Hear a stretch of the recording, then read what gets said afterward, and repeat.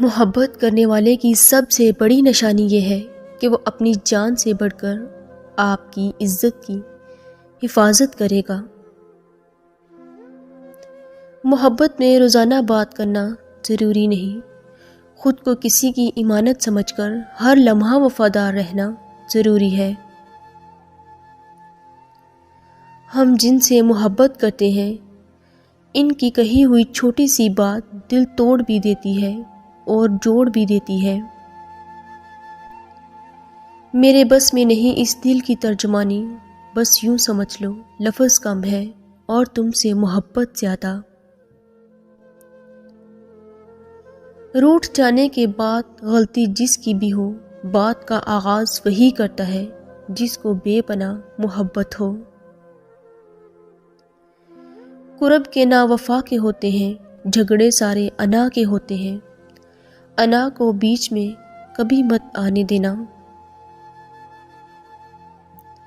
جب غم اور مشکلیں بڑھنے لگیں تو سمجھ لو کہ ماں یا باپ دونوں میں سے کوئی تم سے ناراض ہے، اور اگر مشکلیں اور نہیں بڑھانا چاہتے تو فوراً انہیں راضی کر لو، انشاءاللہ ہر مشکل ختم ہو جائے گی۔ جب رزق میں کمی ہونے لگے تو یہ دیکھو کہ تمہاری بیوی تم سے ناراض نہیں ہے، کیونکہ پیارے آقا نبی کا فرمان ہے کہ جب تمہیں رزق میں کمی نظر آنے لگے تو نکاح کر لو، بیوی کی برکت سے تمہارا رزق بڑھ جائے گا۔ چہرے پہ کبھی یقین نہ کرنا، کیونکہ چہرے سے بڑا کوئی نقاب نہیں۔ چیزیں کہاں خوبصورت ہوتی ہیں، یادیں خوبصورت ہوتی ہیں، لمحے خوبصورت ہوتے ہیں، اور ہاں کچھ لوگ بھی۔ آنسو جتا دیتے ہیں درد کیسا ہے، بے رخی بتا دیتی ہے ہم درد کیسا ہے، گھمنڈ بتا دیتا ہے کتنا پیسہ ہے، تمیز بتا دیتی ہے خاندان کیسا ہے۔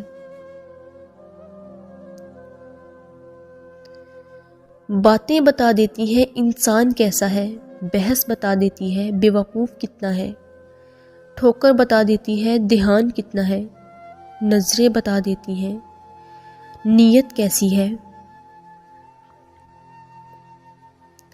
بڑے لوگوں کی بڑی خدمات کرنے کی بجائے مجبور، پریشان اور ضرورت مندوں کی چھوٹی چھوٹی ضروریات پوری کر دیا کریں۔ ان کے دل سے نکلی ہوئی دعا آپ کے مشکل کام آسان بنا سکتی ہے۔ کبھی خود کو اتنا قیمتی مت سمجھو کہ ہر کوئی تمہیں دل سے نکال دے۔ جس چیز کی قیمت زیادہ ہوتی ہے اسے اکثر لوگ چھوڑ جاتے ہیں۔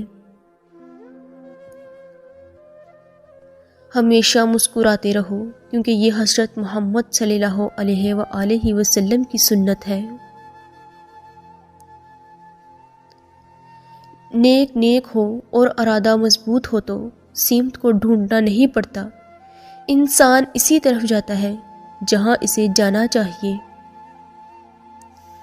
مولا علی نے فرمایا، جہاں عزت، سچائی، خلوص نظر آئے وہاں دوستی کا ہاتھ بڑھاؤ، ورنہ تمہاری تنہائی تمہاری بہترین ساتھی ہے۔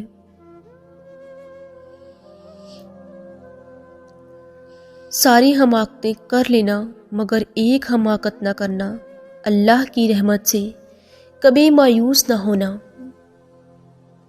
جب انسان ایمان کو سامنے رکھ کر فیصلے کرے تو نفس کو اور لوگوں کو تکلیف ہوتی ہے، لیکن حقیقت میں یہی فیصلے صحیح ہوتے ہیں اور اس کا پتہ آخرت میں چلے گا۔